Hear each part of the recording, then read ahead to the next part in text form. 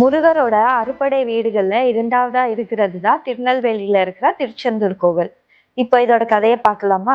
ஒரு நாள் பிரம்மா, விஷ்ணு, இந்திரதேவன் மற்றும் எல்லா தேவர்களும் சேர்ந்து சிவபெருமானை பார்க்க கைலாயம் போனாங்க. அப்போ அவங்க அரக்கனான சூரபத்மனோட தொல்லை அதிகமாயிடுச்சுன்னு சொல்ல, அதுக்கு சிவபெருமான் என்னோட பிள்ளையான முருகர் வந்து அந்த அரக்கனை ஜெயிச்சு உங்களை காப்பாத்துவாருன்னு சொல்லிட்டு ரொம்ப சக்தி வாய்ந்த வேலை கொடுத்தாரு.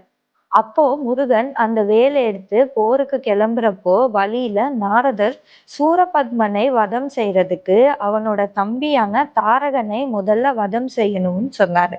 அதுக்கு முருகன் தன்னுடைய படைத்தலைவனான வீரபாகுவை அனுப்புனாரு. ஆனால் அவர் ரொம்ப நாள் போர் செஞ்சும் அவரை வதம் செய்ய முடியல. அதுக்கப்புறம் முருகனே நேரடியா போயிட்டு தன்னோட சக்தி வாய்ந்த வேலை கொண்டு அந்த தாரகனை வதம் செஞ்சு வந்தாரு. அதுக்கப்புறம் சூரபத்மனை வதம் செய்ய முருகர் அவனோட இடத்துக்கே போய் ரொம்ப நாள் போர் செஞ்சு ஒரு வழியா சூரபத்மனை ரெண்டா பொளந்து அவனை வதம் செஞ்சாரு. அதுக்கப்புறம் அந்த அரக்கன் அவன் செஞ்ச தப்ப உணர்ந்து முருகர் கிட்ட போயிட்டு மன்னிப்பு கேட்டாரு. முருகனும் மன்னிச்சுட்டு அவனோட ஒரு பாதிய சேவலாகவும் இன்னொரு பாதிய மயிலாகவும் மாத்திட்டு அவர் கூடையே வச்சுக்கிட்டாரு. இந்த போர் முடிஞ்சதும் திருச்செந்தூர் போய் தஞ்சமானார்.